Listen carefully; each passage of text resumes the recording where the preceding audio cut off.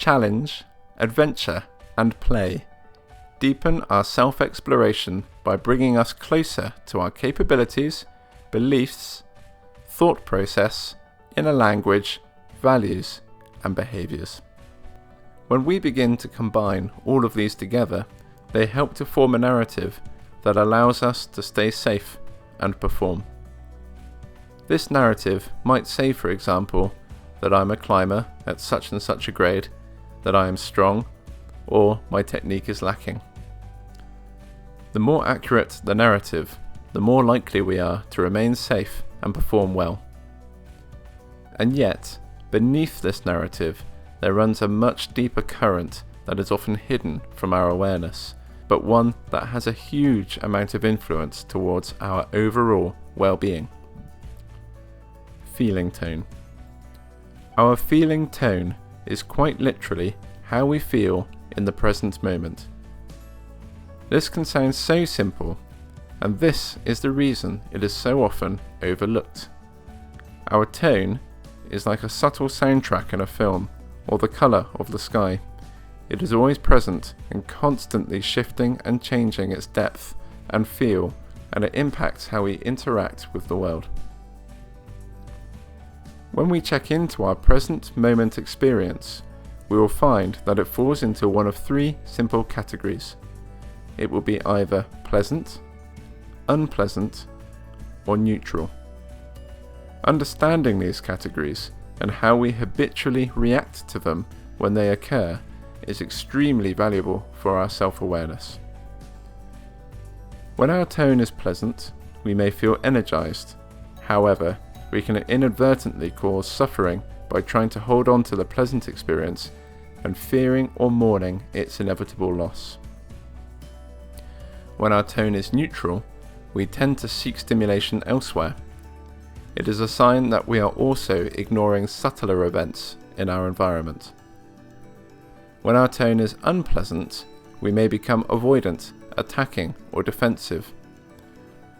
With practice, we can learn to handle an unpleasant tone with acceptance and compassion, and without it derailing our day.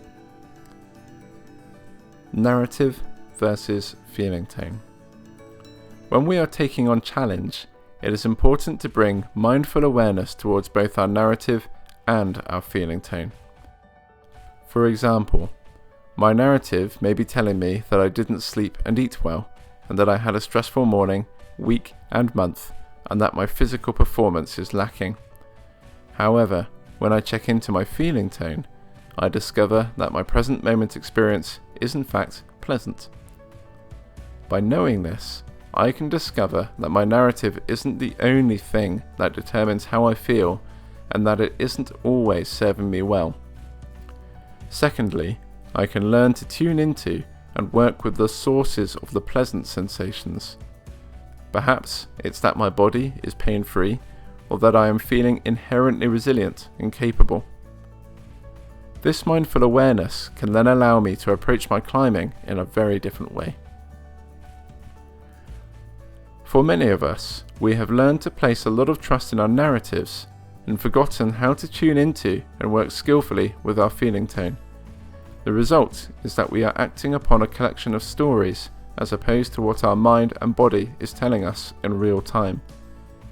The truth is that we need both an accurate and cohesive narrative of our capabilities so that we can stay safe and feel empowered, and also an intimate sense of how we are really feeling in the present moment so that we can make wise decisions and manage our emotions. Like many things, it comes down to awareness and balance. Adventure, play, and challenge allow us to deepen our awareness and practice our balance more regularly, helping us to get a deeper sense of our own well-being. Thank you for watching this video. If you are interested in any of these topics and wanted to take them further, then visit www.swoopcoaching.com, where we run mindfulness courses, retreats, and much more. If you enjoyed this video, please subscribe and hit the like button, and if you wanted to help support my making of these videos, then please visit my Patreon channel which is linked in the description below, and become a Patreon and get your name in the credits. Until next time, I wish you a pleasant life and awesome climbing.